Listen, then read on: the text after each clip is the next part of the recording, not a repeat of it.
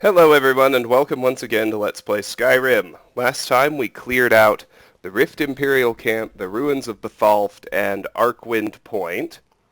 I left the offload for this next installment.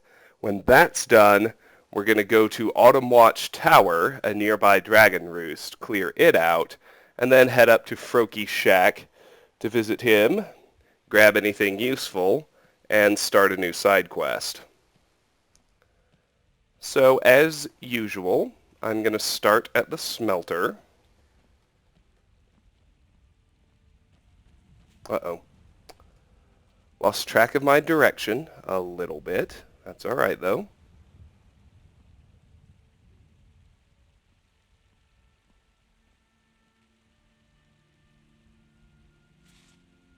Alrighty.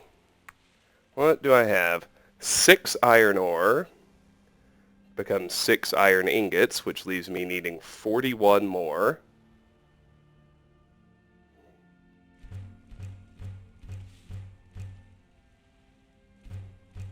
These 4 quicksilver ingots are just smithing supplies.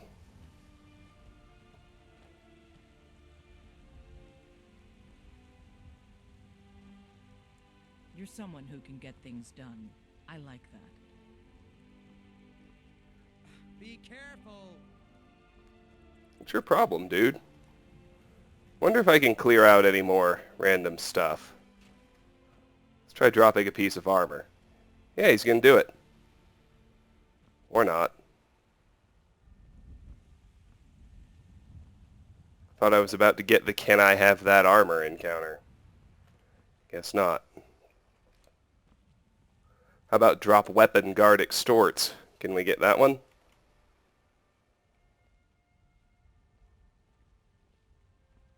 The hell is happening?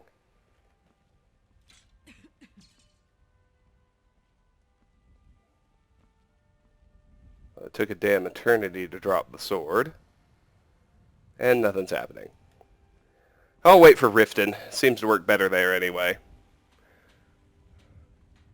For my own purposes, we'll just offload.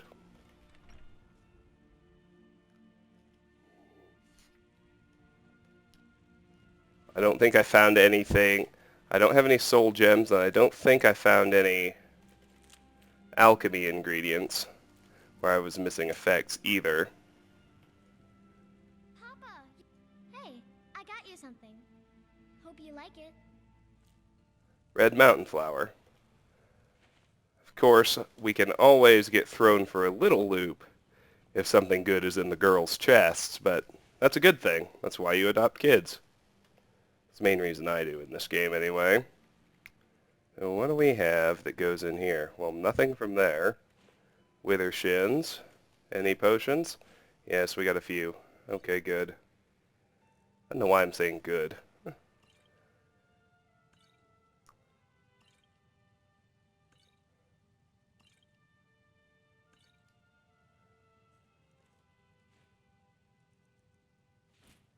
No soul gems means no enchanting. No ingredients means no alchemy. So we should just be dropping stuff off and leaving.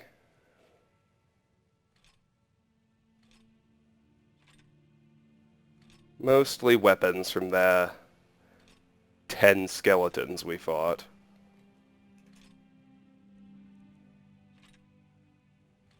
Don't be fooled into thinking it's easy. 4 high-level Draugr and a dragon. Smithing supplies, we've got corundum ingot, counts as a smithing supply now. Corundum ore is what I'm still saving to make steel ingots. We got all that. Braith is a big meanie. She keeps telling Rip Mom upstairs, drop the iron ingots in here. We're almost done collecting those. I don't want to play with her anymore. Of course, then I'll still need a hefty chunk of iron ore to mix with that corundum to make steel ingots, but we'll worry about that when we get there. That was quick and easy as far as offloads go. We are ready to head back to Rift Imperial Camp again. This time we're going to head south where we already spotted the dragon of Autumnwatch Tower.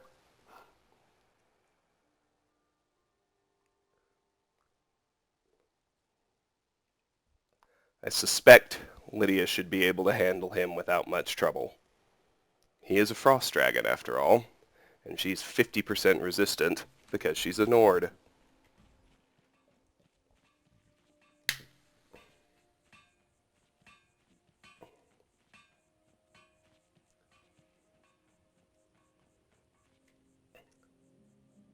And make sure I've got my good pattern on. I didn't, but we're set now.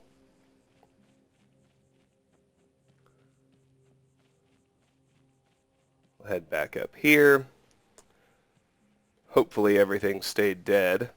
If I get another random encounter, I hope it's a useful one. Or at least one I haven't seen already.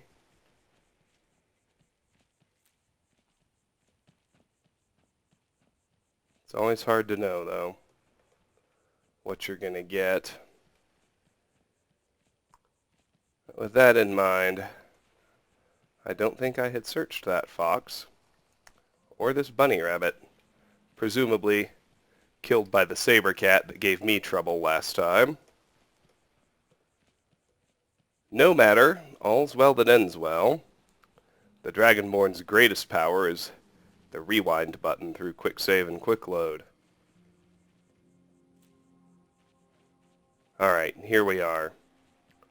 Autumnwatch Tower. I'm not sure what will actually prompt the dragon to attack me. But before I even try very hard to loot any of this place or explore it, I just want to go ahead and deal with him. So Autumnwatch Tower is off the discoverable locations list. We're going to get a spot of snow. I think coming up here might be the best way to aggro him, because he'll spot me from a distance.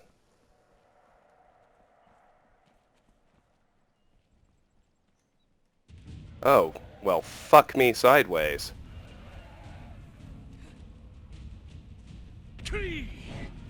Yeah, no, this is totally unacceptable. You can't have a dragon attack the dragon roost. That's fucking nuts.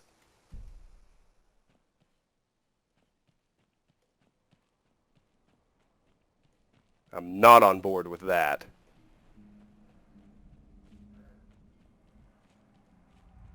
There's an incoming dragon. I need to back the fuck away so I can tackle him without aggroing the other one.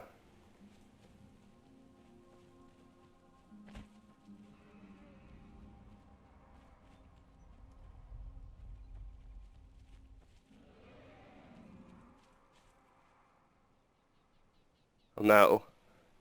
It looks like I quick loaded in time to just get a flyby instead. Nope. He's hostile. And his buddy still aggroed. What the ever-loving fuck? How far away do I have to get?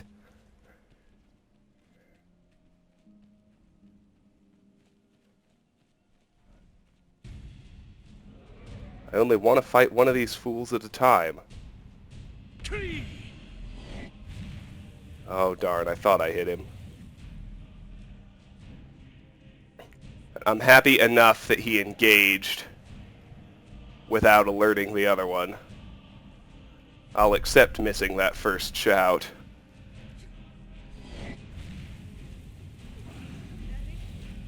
Come on, Lydia, get out that tasty ebony war axe. I gave that to you for a reason.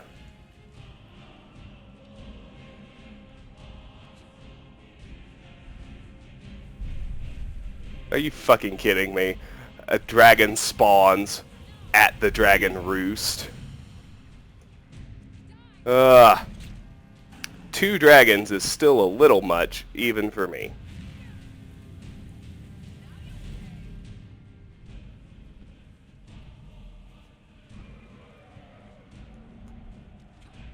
And he's focused on Lydia. I don't think I've left any distractions standing.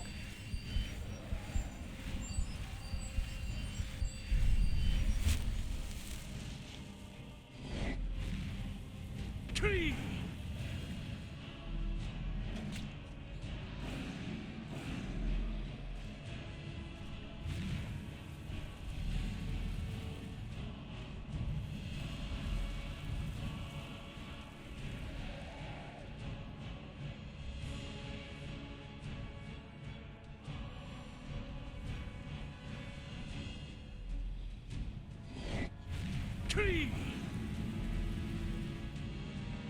don't love it when he stays airborne, but it's alright. If only your followers would actually use upgraded bows.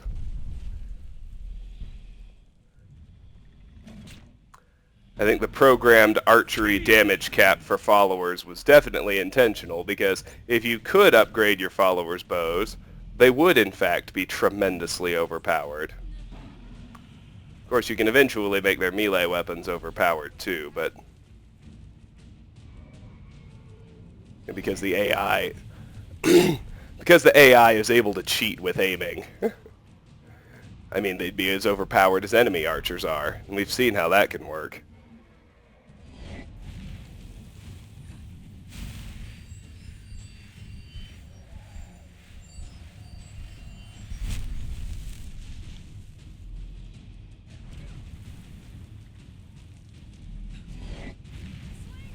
Lydia.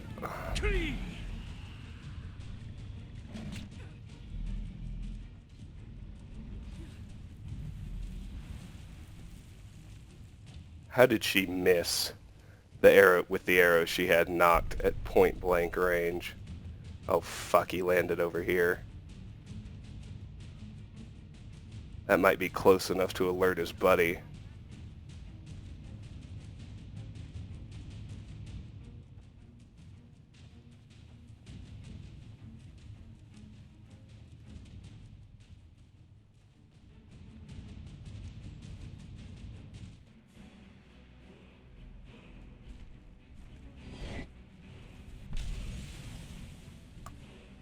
Need to pull him away.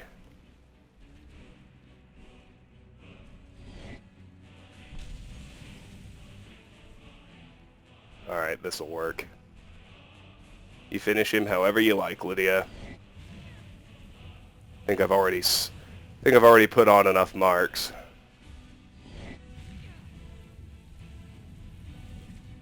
She's hurting, but she's well ahead of him, and that's all that matters. Down he goes. Fuck you, clown. You gonna give me anything worthwhile? No. I'll wait and let his soul absorb, and then we'll go assault Autumnwatch Tower like I had planned before we were so rudely interrupted by his buddy coming to party, I guess. By the way, Happy New Year, viewers.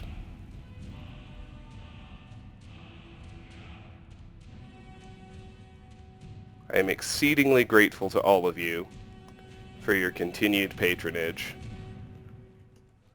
I hope 2016 brings happiness and prosperity into all of your lives.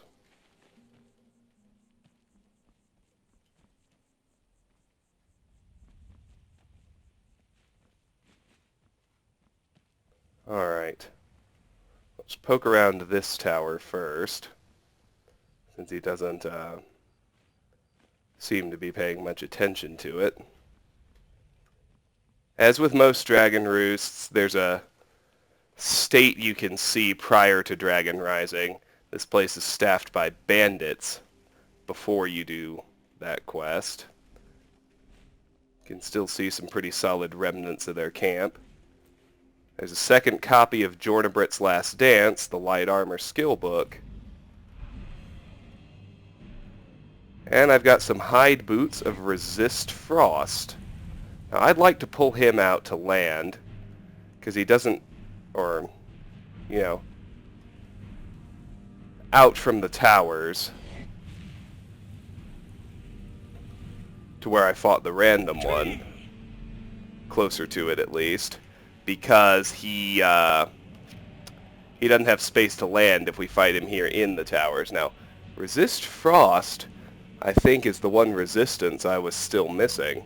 Well, that and Resist Disease. So I actually got something to disenchant. Oh, just kidding. He can land on the tower.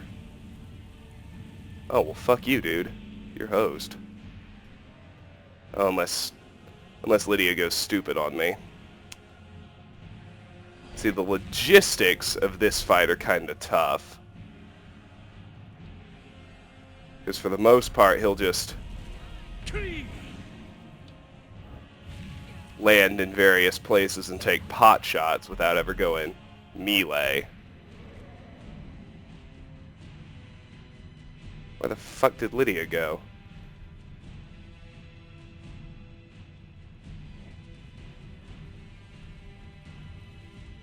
She all the way out there? Yes, she is. I guess he carried her, which is remarkable and kind of cool. Anyway, we'll deal with him. I like out here, because he can land. Which means he will land, and he'll try to fight her in melee, and that'll be a big mistake. And, being down here, if he ever does happen to outpace Lydia and manage to force her to take a knee, we've got the Rift Imperial camp nearby, which is, you know, a platoon of soldiers of extra backup. We'll deal with our second dragon in a 5-minute span. No real problem. Yep, she's down. I was worried she might have taken fall damage. So I'm going to have to go pull in the Imperials.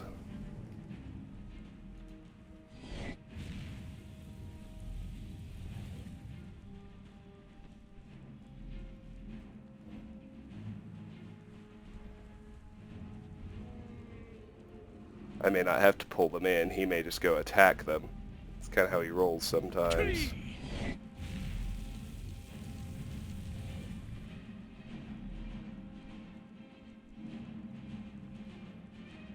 Of course, the closer I get, the more likely that is to happen, which is good. On the other hand, it may be that Lydia's health is refilled, and I don't need them.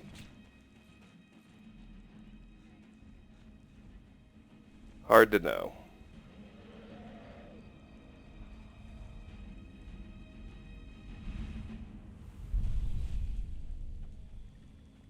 Let's see.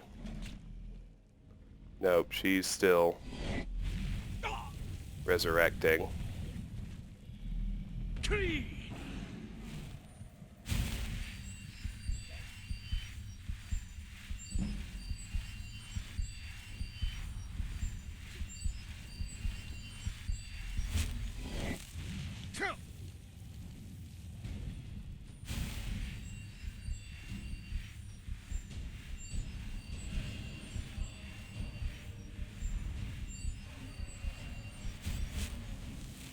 34 restoration, that much is good.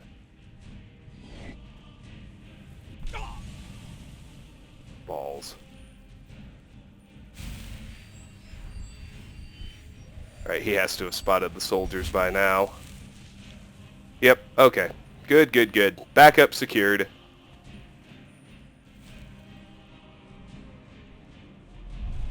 Yeah, it took me a minute to realize it, but when he swept Lydia off the tower like that, she probably took a boatload of fall damage.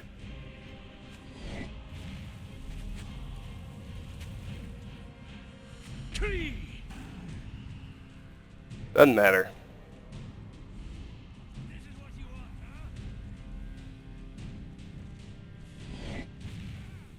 With all his damage resistance stripped off, these guys will murder him very quickly.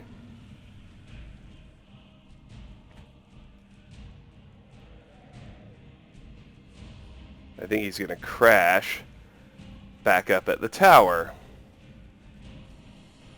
If I don't get to him in time, he'll actually be able to reload or resurrect some of his health, even though he's not supposed to be able to do that.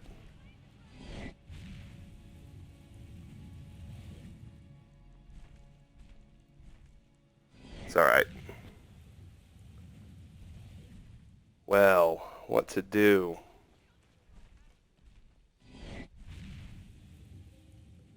I can probably help with fire breath.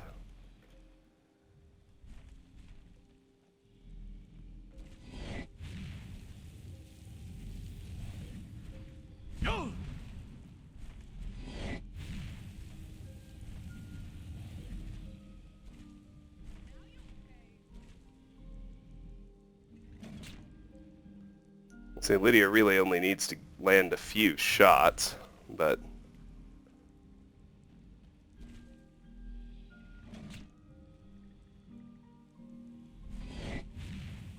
oh, look. Her health refilled. And he's down. That was perfect. Nice work, Lydia. Very nice work. Check it out, we're up to our eyeballs in a... There she is. Let me make sure I never accidentally hit her. Nope, she's solid. We'll search him. More dragon parts, otherwise nothing. That's fine. We've been at this about 20 minutes. We've killed 2 dragons. And I already cleared that first tower, which I'm pleased with. Well, let's get in here and check out the other one. Not to mention the word wall up top. There's just one ore vein in this whole area. It's down here at ground level, and I think the crash landing may actually have rendered it inaccessible. Yeah, I'm pretty sure it did. I think the ore vein is buried right under here. Let me just check, because that'll be hilarious. Ah, yes, there it is. Yeah, I don't care. It's, well, I do care. So we could wait for the cell to respawn and come back so that his, good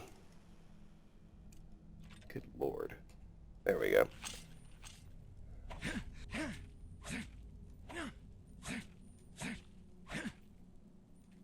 Here, I'll just have it play the animation. While that's on, I'll turn collision back on. Everything should be fine. I need it because I still haven't done smithing. And you could easily handle it just by, Autumnwatch Tower hasn't been marked cleared yet. That's not a huge concern. It'll probably do it as soon as we fast travel away. But let's loot the second tower now. Not a whole lot by way of loot. But there is a word wall, and I think there is a boss chest. That's where the good stuff will be, naturally. The Lusty Argonian Maid V1. Can't remember if we've seen both of those or only V2. We've seen them both. Good old Uncle Crassius. Ah, Morrowind. Hey, we got another pearl. That's cool.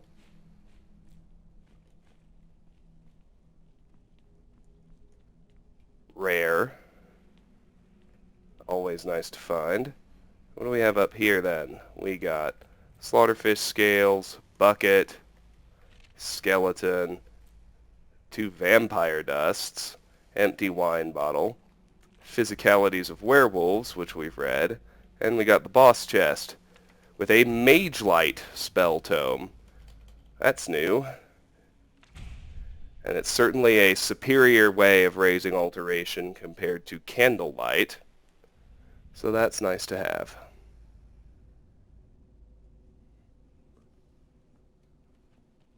Let's go get the word wall now. This may be where the dummy version of Marked for Death comes into play, because this is the second word of Marked for Death. I'll find out. Leech, Marked for Death. Yep. Leech, Drain Vitality. I'm sorry, the dummy version of Drain Vitality. I just ignore it, but it pops up here. It's always automatically unlocked. Just, it's a glitch. If you leave it alone, it never does anything but show up in the list. So I will spend a soul on the real second word of Marked for Death after I take it off the list. And let me pull it up on UESP right quick, just so we can know what the word wall actually says.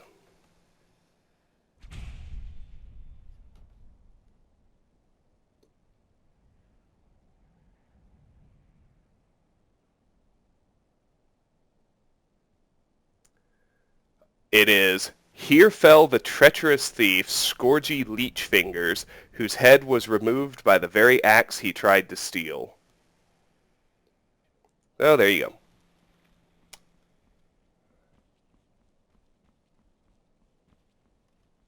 Now, I am going to head over and up a different path to Froki's shack. The last of the surprisingly high number of locations tucked into this little corner of the rift.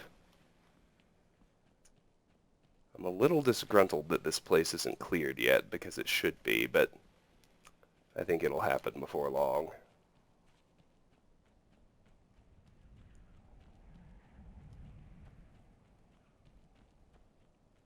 We head down here. You can see another path up into the area right here. Ah! There it goes. All we had to do was leave. So, Autumnwatch Tower has been cleared. That's awesome. Let me take it off the list. And now we'll head up here.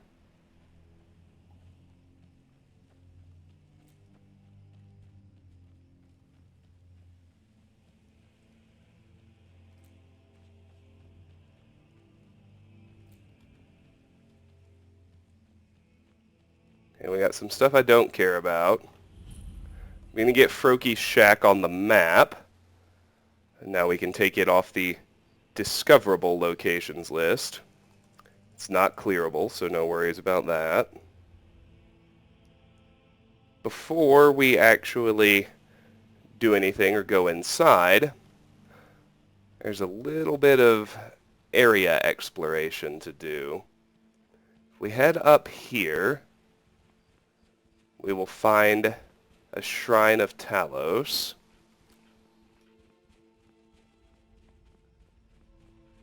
There's some foxes here. I don't think there are any goats.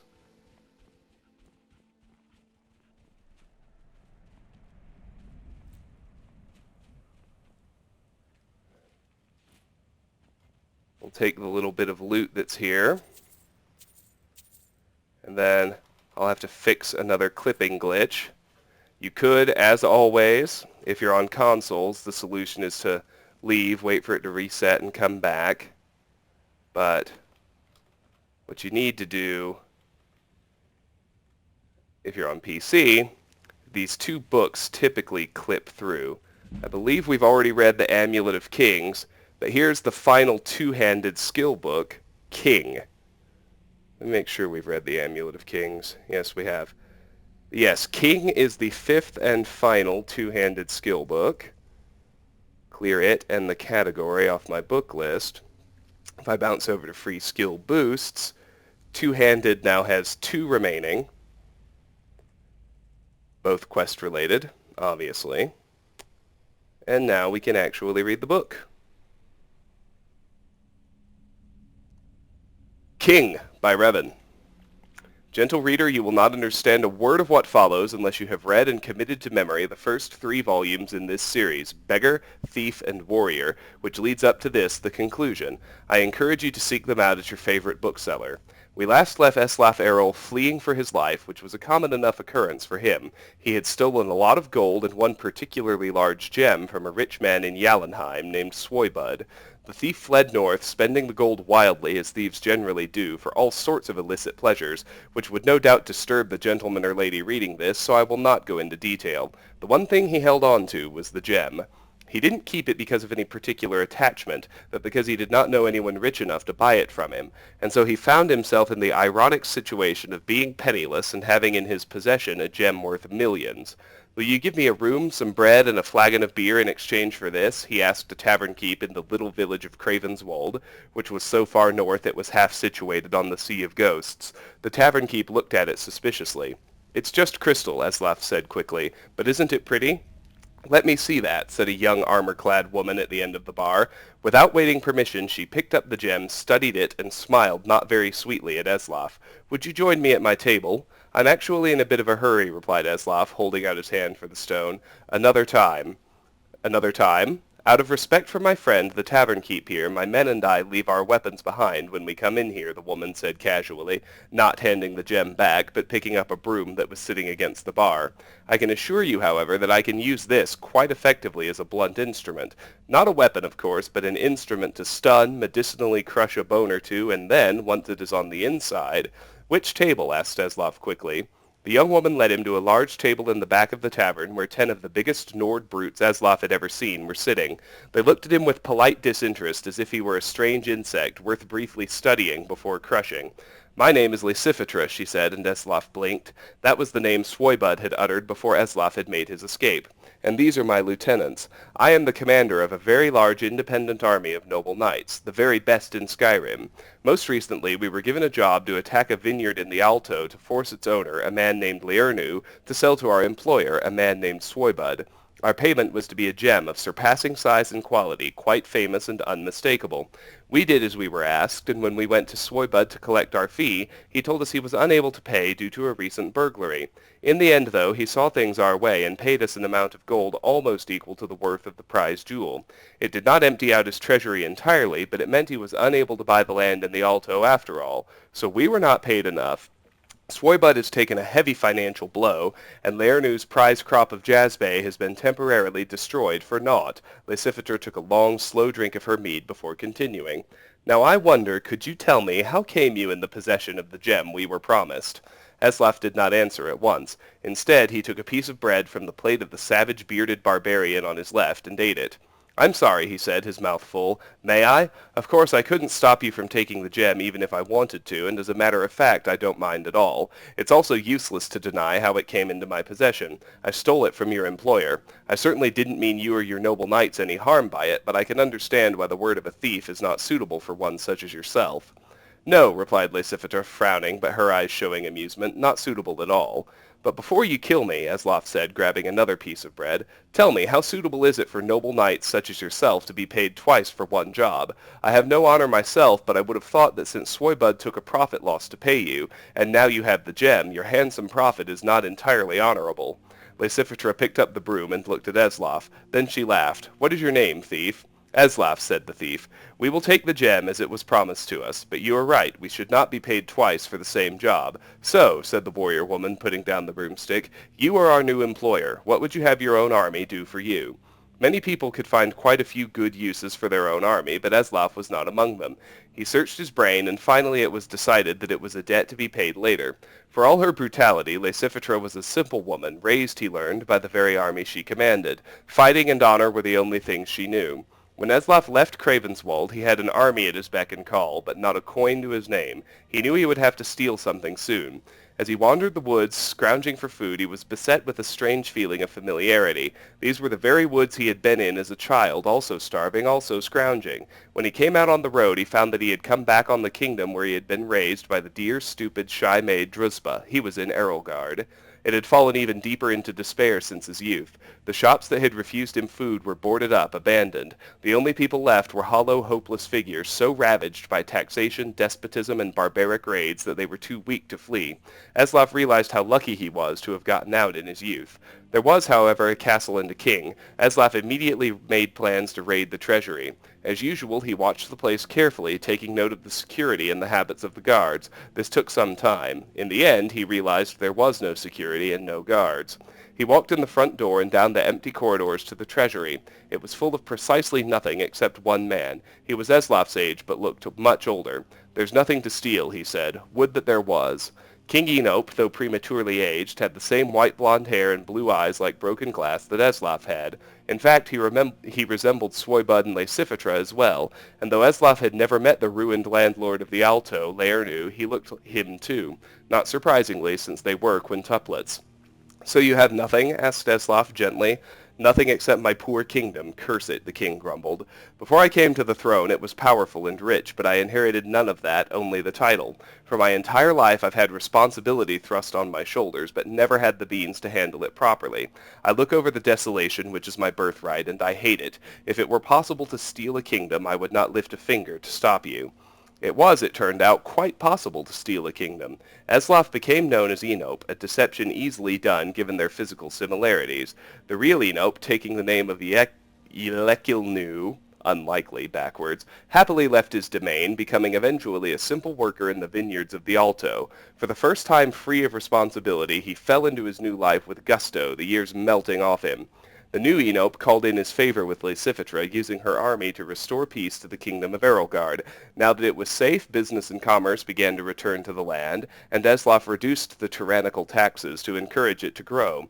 Upon hearing that, Swoibud, ever nervous about losing his money, elected to return to the land of his birth. When he died years later, out of greed, he had refused to name someone an heir, so the kingdom received its entire fortune. Eslaf used part of the gold to buy the vineyards of the Alto after hearing great things of it from Enope, and so it was that Erelgard was returned to its previous prosperity by the fifth-born son of King Itluaf, Eslaf Errol, beggar, thief, warrior of sorts, and king. Alright, that's the end of that little series. Oops. All of which are skill books. Uh-oh. There we go. Still good. So we can head down now, back to Froki's shack. Now there's something here that I'm actually not going to pick up because it's a massive glitch. It's simply not supposed to be here. It's supposed to be a generic circlet with a fortify archery enchantment. But, for whatever reason,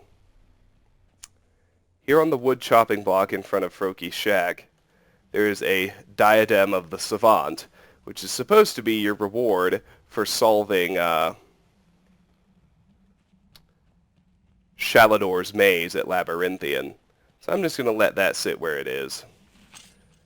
I mean, I do generally happily take it. Don't miss the diamond embedded in this orichalcum vein, by the way. Generally, I'm happy to take advantage of glitches that favor me, but I don't know. That one just feels off to me. I'd rather triumphantly take the diadem when I finish Shalador's maze. So if we glance over here, I'll just show you there is another side to this path, but it just basically goes straight down to that same dragon mound we've seen before. We got nothing here but deer, elk, and rabbits. I'll just grab this bird's egg I just spotted.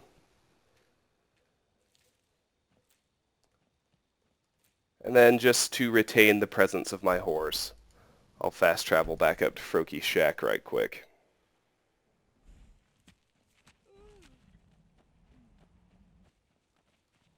The entrance to the shack, we got few arrows. Let's head inside.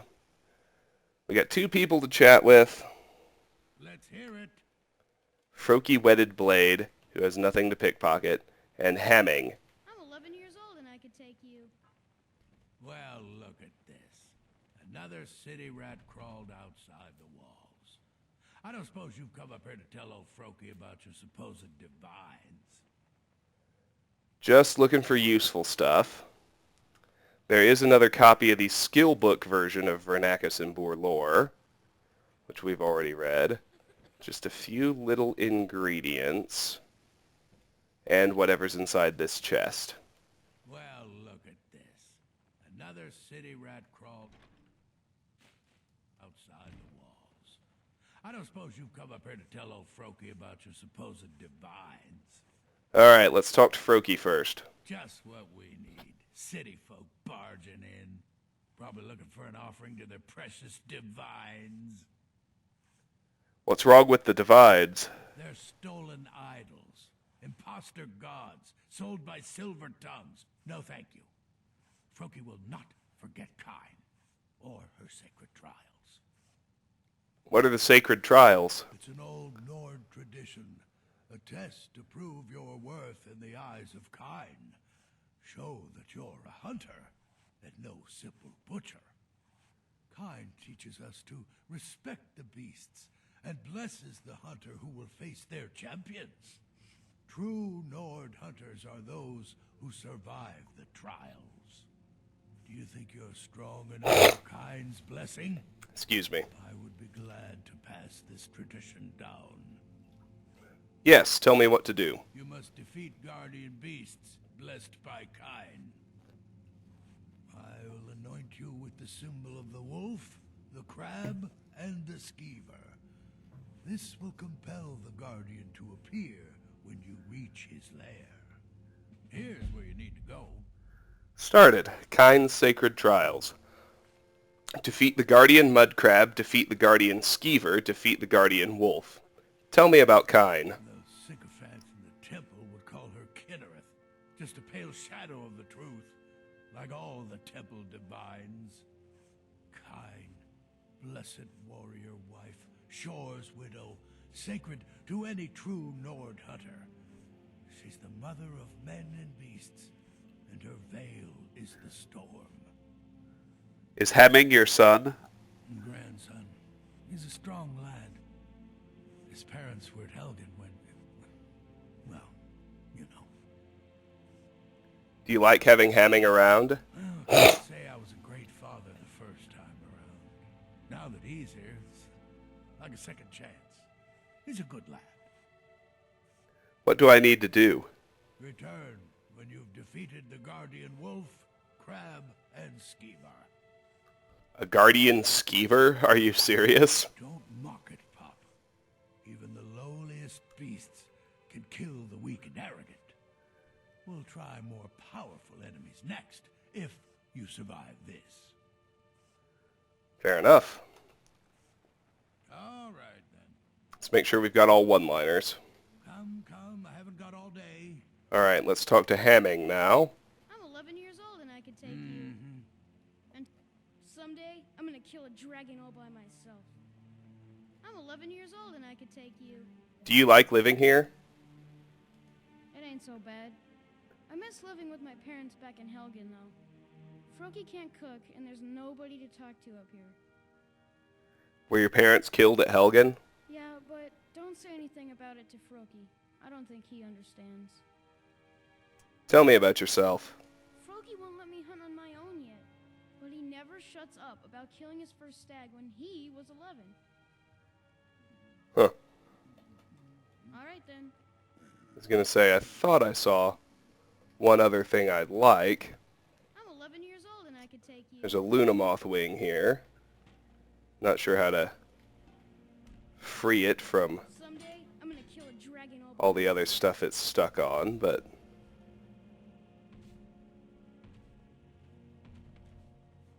bottom line is I just need to get it out there to pick it up. And that's it for Froki's Shack for now. We did get a new quest. I met an old Nord hunter named Froki who told me about Kine's Sacred Trials. He has marked me so that the Guardian Skeever, Wolf, and Mudcrab should appear to me when I visit their lairs. Now, one of these is in a spot we've already seen, or been to. Guardian Wolf we haven't been to. The Guardian Skeever's up here. We haven't been there either, but the Guardian Mudcrab is down right here by Guker's monument. So let's go ahead and jump over there and take care of it right quick. The others we'll just check off as we explore those areas. Pretty straightforward.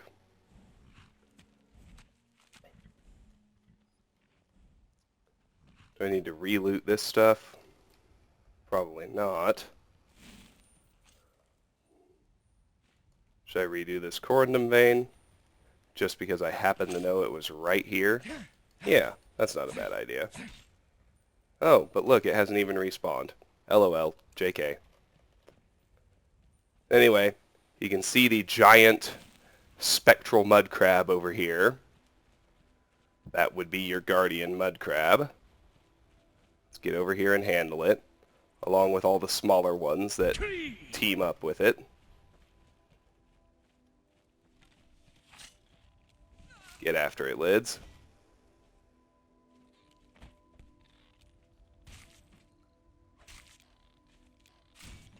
Of course, there may actually be no need to go fight the older one, since it has sprinted out here to bum rush me, and I've already searched that cave.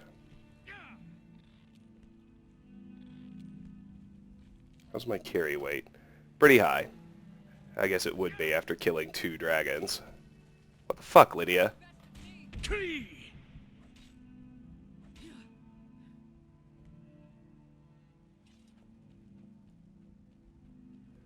Completed. Defeat the Guardian Mud Crab.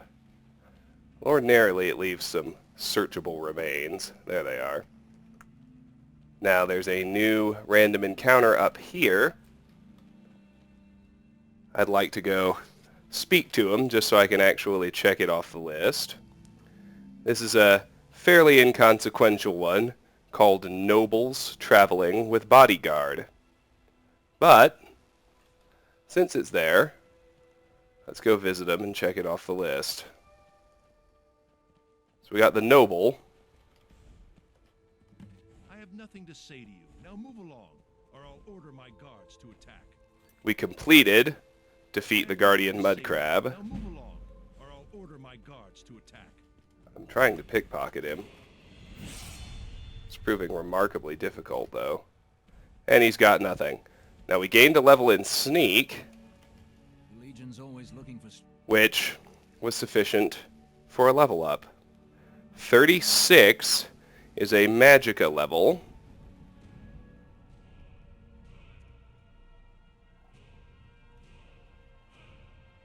Where I will gladly take Enchanter 5 as my perk. New enchantments are 100% stronger. Awesome. Alright, let's head to Whiterun for an offload.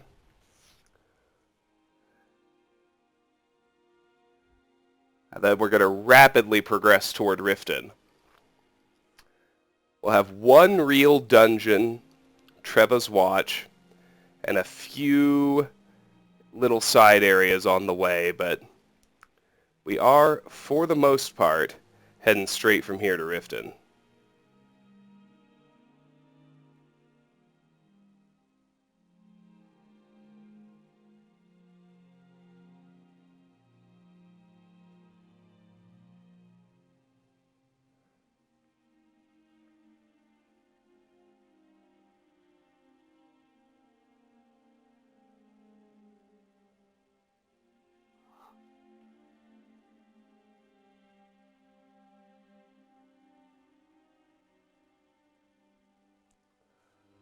Oh, please don't be the infinite load screen.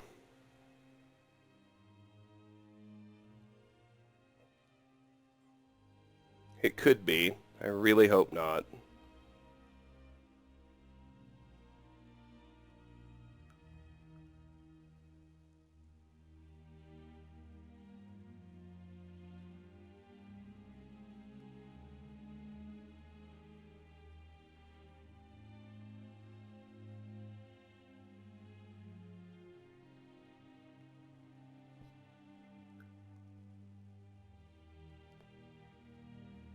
I'm only going to give it one more minute and then I'll call it, because I still have 15 minutes left. And I would like to actually do something with the video, so...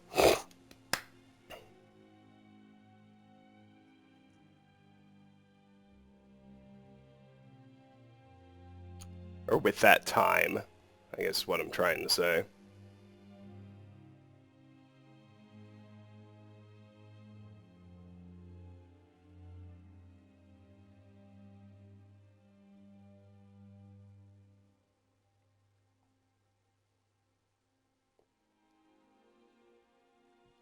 Alright, yep, calling it. Be right back. And we're back. Infinite load screen resolved. So... No, I will have a little bit of smelting to do. Because... Orichalcum and silver veins. Both of which we found. Yes, good. Good apart from that. Should still be on a reprieve from vampires. Not that I particularly care. You saw how easy they've become. Oh yeah, we had a pearl. And we had something to disenchant, which has become a very rare occurrence. So for pearl, the third effect is Restore Magicka. So Red Mountain Flower will take care of it. Nice.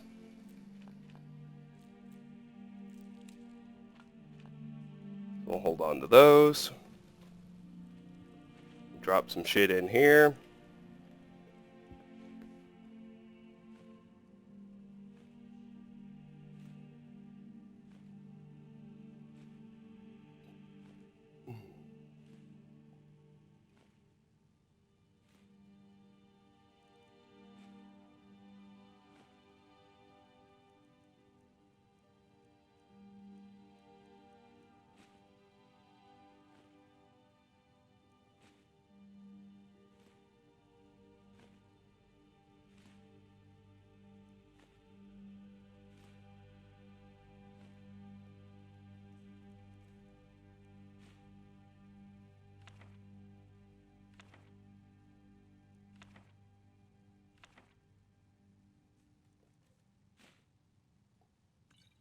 We actually found a hefty amount of food.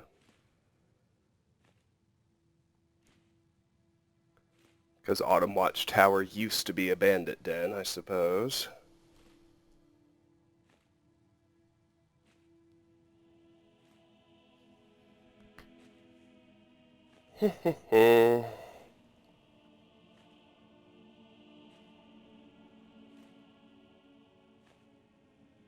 We've got about 10 minutes left. Probably enough time to offload and do just a touch of exploration toward our next dungeon, Treva's Watch, but I don't have any enchanting to do. I have disenchanting to do, which, as we know, is easier than enchanting, and therefore, to me at least, a bit more exciting. It's less of a chore. And Resist Frost is a pretty strong effect. It should get us a nice boost. Did you get me a present? Negative. Aww. I always try to avoid saying stop pestering me, though. I don't want to be mean about it. Anyway, we got a whole lot of stuff that qualifies as smithing supplies.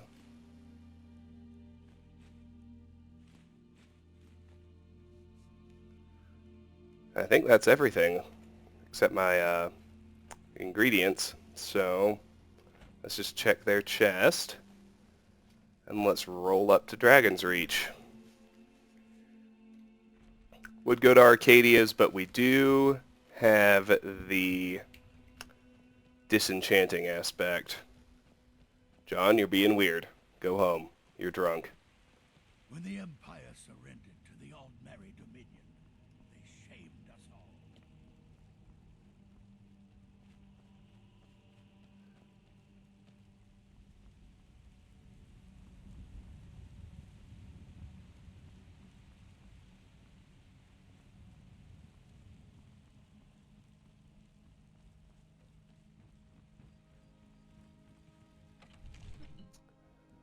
Alright, alright, alright. Not bad.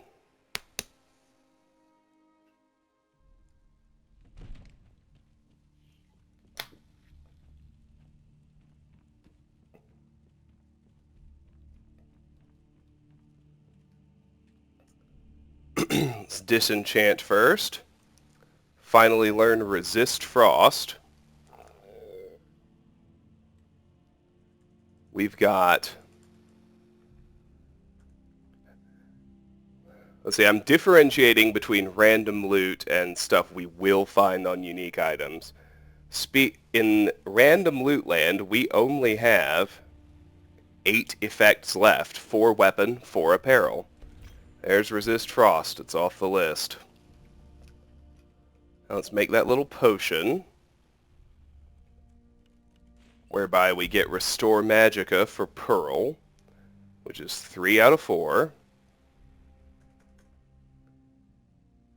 Take it off the list. We'll go dump that potion in with the others. I tell you what eats up the time in the offloads is when I have this crafting stuff to do. I keep saying progress through the game is only going to get faster and faster, but I really mean it. When enchanting's done, we'll never have any reason to come up here again. When the crafting loop is over, well, we won't ever have any reason to craft anything again. Then eventually, when smithing is maxed, or not smithing, eventually when speech is maxed, I won't have any reason to either pick up or store vendor trash anymore. So, he's got an amulet of Julianos. But I don't need one of those. LOL, JK. Those were already off the list. Nice. I got about 5 minutes left. That's not really time to do a lot of exploring. I can at least get to a good start point and... Get away from me! Let me guess. Someone stole your Looks like everything is still good down here. Of course, all my Whiterun quests are done. The ones that aren't done, the relevant players are essential. So I really don't need to worry about people here getting killed anymore.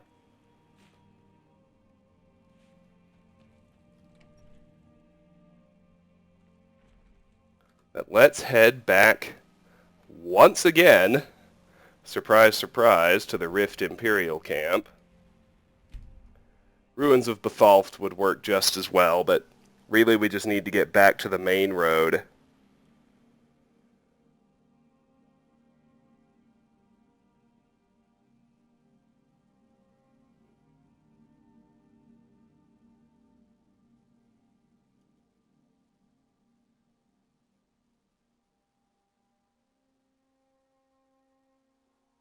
I am assuming it won't elect to do infinite load screen again. If it does, we're close enough to the end now that we'll just pick up at the Rift Imperial camp and go forward from there. Of course, I haven't even given it an actual minute yet, so maybe I should settle down. And I actually have 4 minutes of video left.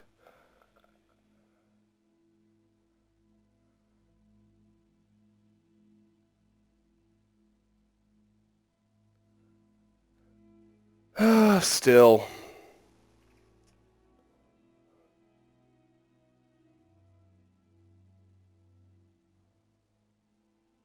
The music change is a good sign.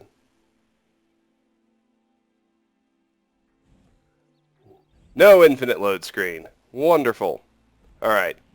In that case, we can move a little. So we'll head back to this intersection.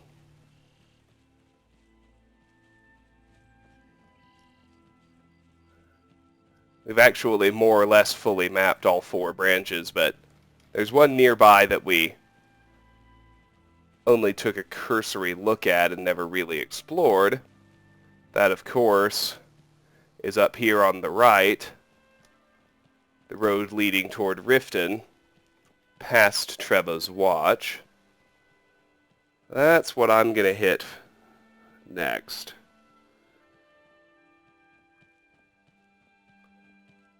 Now, Treva's Watch itself is my next destination, just so that's clear. It's a big, difficult bandit den in the style of a military fort with a full side quest, not miscellaneous quest, associated with it. And you want to do the quest because the reward is one of the game's most valuable, most useful spell tomes. You can find it randomly, but I haven't. At the conclusion of this quest, we are going to get a guaranteed Tome of Detect Life, which is awesome. So with that in mind, we have previously explored up to wherever the path from the Dragon Mound joins up. Right here. Treva's watch is there across the river. He could just dive across the river, but you know me. I like to use actual paths.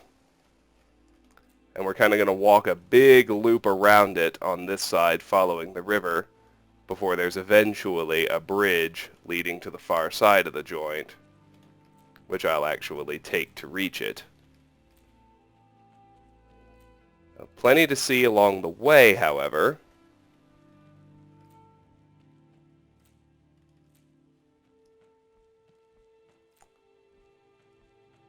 And don't worry, I do know that we're just about at the 1 hour mark, and I'm going to stop soon.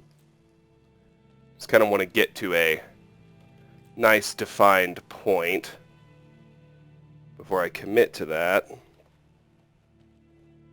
So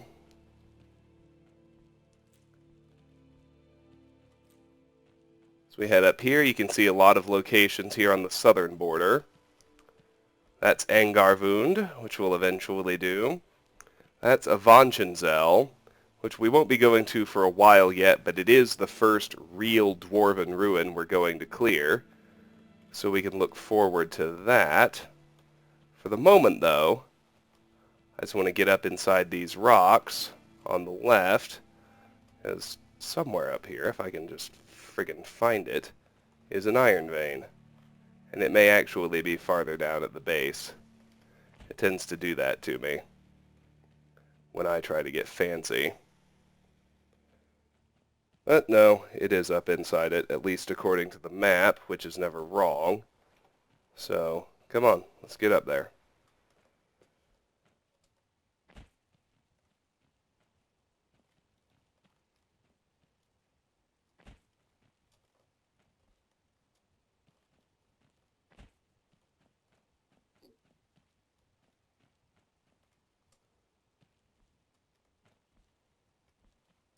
There it is. Goodness. Had to go a little farther off-road. Not the problem I normally run into, for sure. Oh, kindly get your pickaxe out, numbnuts. Oh, just fucking do it, would you?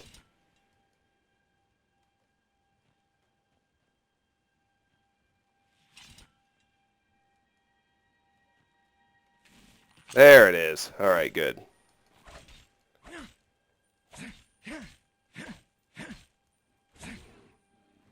What the ever-loving fuck was that? There's a bear someplace. I don't see a red dot, so I'm not convinced it's actually after me.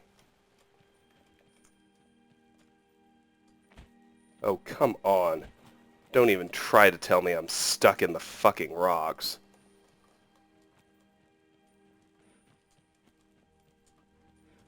If you try to make me fast travel to get out of here, I'm going to be so pissed off.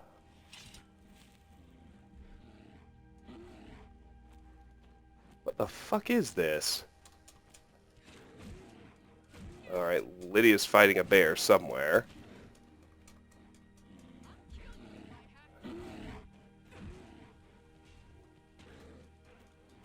Meanwhile, I can't seem to break free of this spot. Fuck it. If you're on console and that happens to you, you can always fast travel away, but Jesus Christ, that was horseshit. Where the fuck are they? This mess of rocks is poorly brushed. I am displeased. Alright, there's Lydia and the cave bear. Please kill it, Lydia.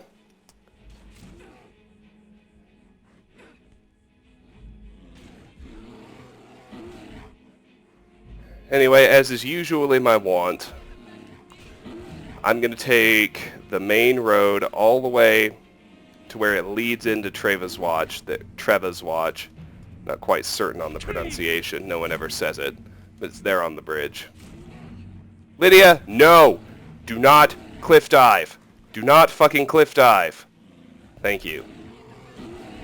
Just attack. Continue attacking. Yes. Good. Another whack, please. Smash it with your axe. I didn't give you that axe for show. Use it. There you go. One more. One more. Yes. Perfect.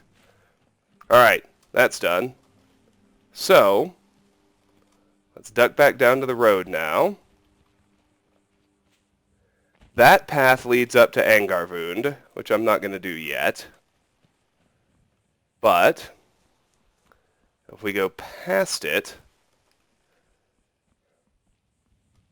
and up to the rock wall underneath it,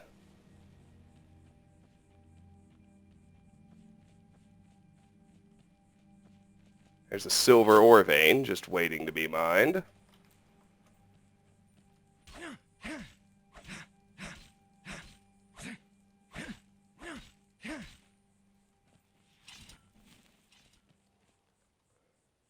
Don't worry, I have a very clear idea of where everything is relative to Treva's watch.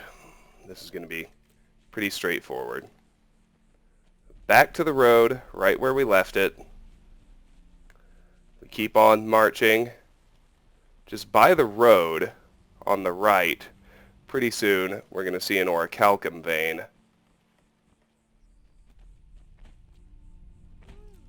Not even concealed, really, just nestled inside this little patch of rocks.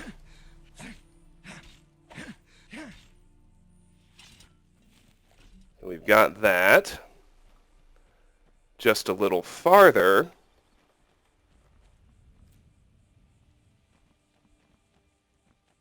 and we see a side path running off this way.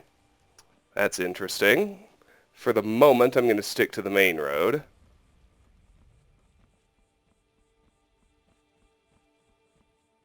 Head up just a little ways.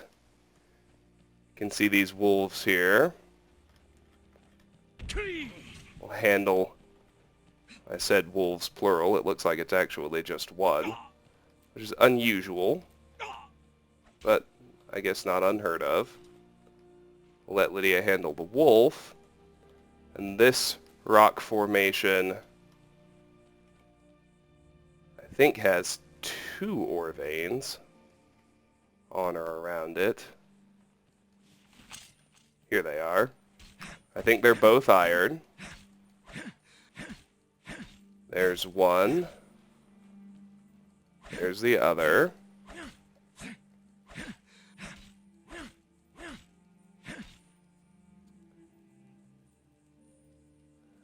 So now we can floor it back to the main road.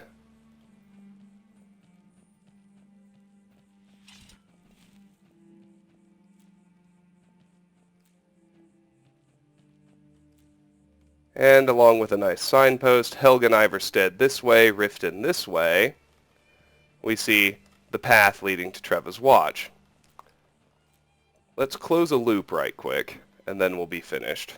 Let's head back to that side path we saw.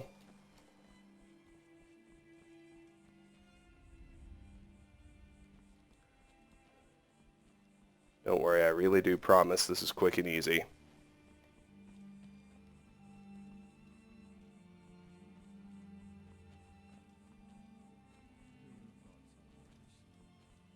I don't want some snotty elf telling me what gods I can and can't worship. We got storm cloaks on the road, which we've seen before. So let's just take the side path, which really just cuts a big switchback on the main road, which follows the river. That's really all it does. But there is a corundum vein to be found, as well as apparently a couple of wolves. I'll let Lydia deal with them. I think I spotted the ore vein already. Oh, Jesus Christ. Yeah, here's the corundum vein.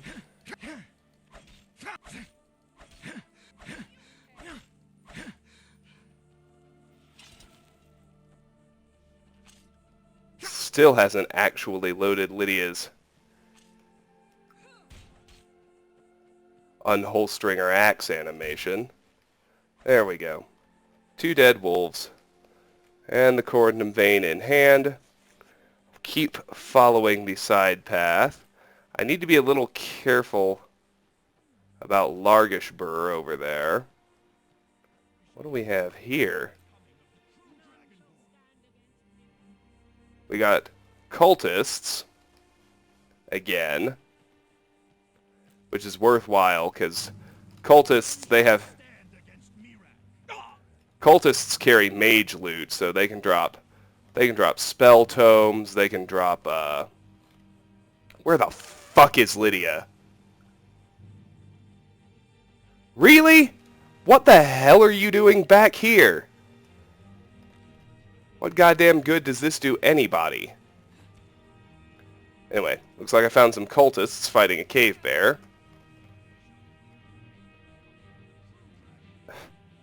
It looks like we found a frostbite spider too. Just a lot of shit going on, I guess. I keep forgetting I know 2 words of Marked for Death now.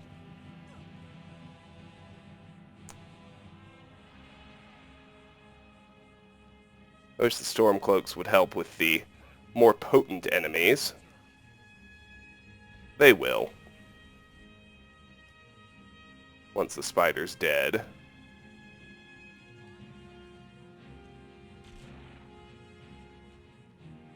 Alright. Spider's dead. Lydia.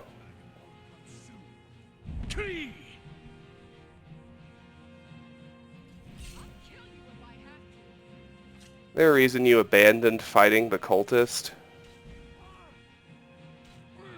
Alright. He's down. He's got some interesting things. Unfortunately, I already know oak flesh.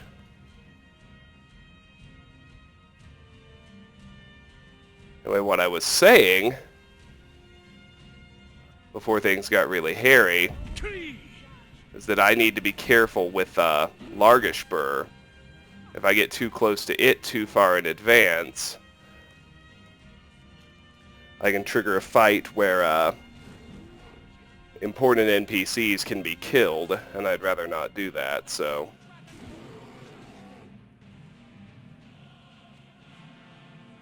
I think the bear killed one of the cultists. Unfortunately, my odds of finding that body are probably slim to none.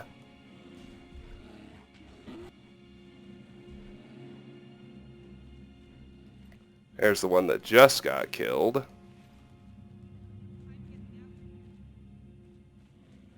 Stormcloaks are too weak sauce to help with cultists, apparently.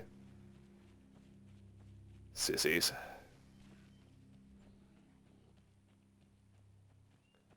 But I do just briefly want to wander down here. This is the path up to Avanchenzel. Not interested in doing it right now, but if we come up here and just veer off to the right a little bit, there's a gold ore vein, which is apparently unharvestable, brushed into the rock. That seems to happen a lot. I'm going to look over towards Largish Burr. I'm going to conclude that everything's alright. Now I'm going to cheat for the Detect Dead spell.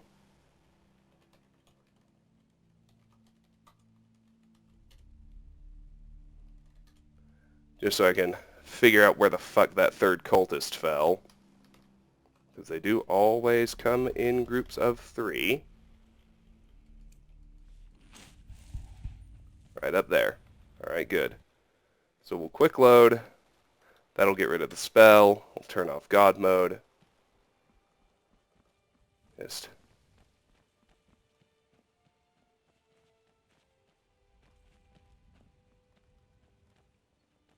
where the hell is it? It was right up here. We all saw the same orangey glow, didn't we? Oh, good God.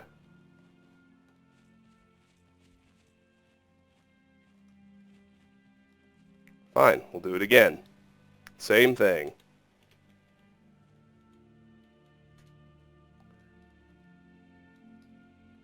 You know, it probably...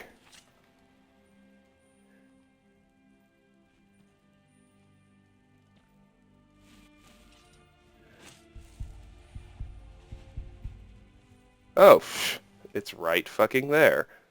I'm just blind, apparently. Cultist. Alright, well, that wasn't really worth the hassle to find, but no matter. Now, we can close the loop by jogging up here, backwards along the main road. Lagerspur and Avangenzel can wait. Heartwood Mill can wait.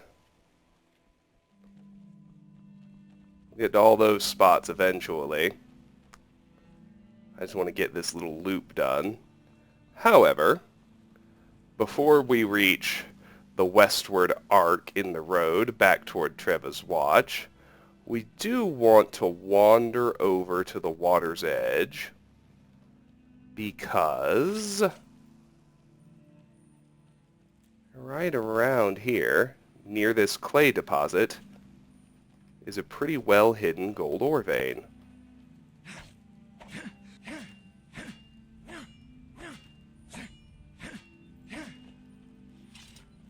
Thankfully, that one can actually be harvested.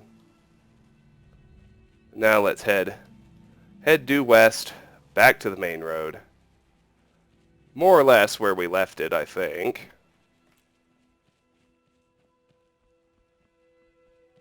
I'll try and make sure just so I have the whole road cleared. Yeah, that's the path to Heartwood Mill, so... Oh, look! Imperials with Stormcloak Prisoner. We've seen that one before. No longer very exciting, although it occurs to me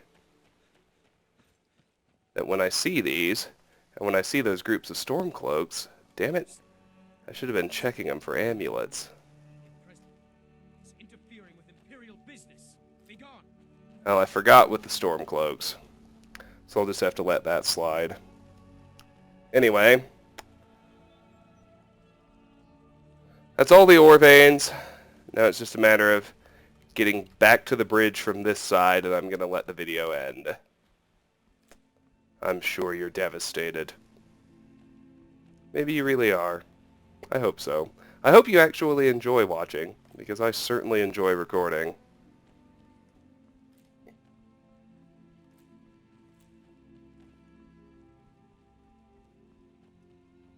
Alright, back just a little ways. We've made our big circle. We're back at Treva's Watch, or at least the main path into it, and I'm going to end this video right here. This has been Let's Play Skyrim. We've cleared out Autumnwatch Tower, we've been to Froki's Shack, we've killed the Guardian Mud Crab, and we've explored our way over to Treva's Watch. Next time, we'll accept and complete the associated side quest, clearing the dungeon while we're at it. Until then, thank you so much for watching. If you enjoy my videos, please do consider clicking on an ad, liking, sharing, or subscribing. These things really help me out. Even if you do none of the above, I nonetheless truly appreciate your time, and I hope you have a fantastic day and a fantastic 2016.